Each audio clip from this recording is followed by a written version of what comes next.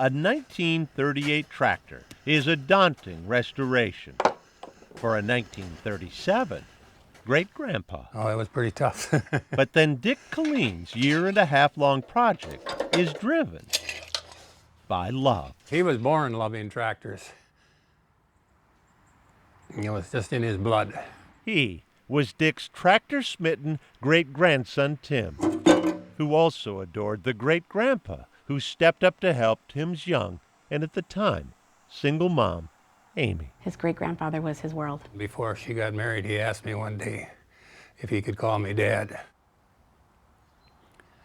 He said all the rest of the kids had a dad, but he didn't, so. That bond only tightened when Dick and Tim lost Iva, wife and great-grandma. When she passed, they were just looking for a hobby. It wasn't probably within a few months, it seemed, tractors started coming home. The little A, I think, was the first one we bought. Tim and his great-grandpa restored one tractor, then another, and another, and another. Oh, yeah. Dick loved their time together. Oh, he loved it more, I think.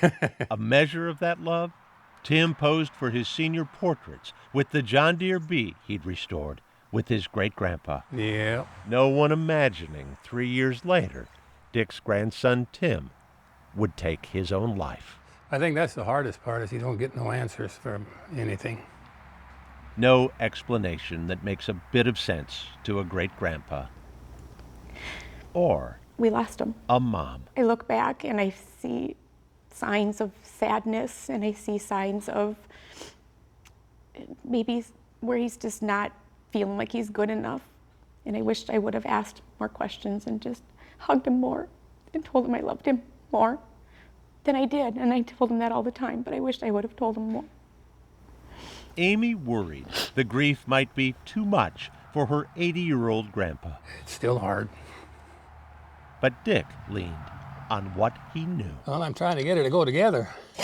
The Ellis Chalmers B, now filling a stall in Dick's garage, was a roadside junker Tim had eyed for restoration before he died. So bought it, and here we are. Here, after 18 months of Dick's tedious work. Restore that one last tractor, do that one last thing. Here, Yeah. but not for long. Is it a tractor?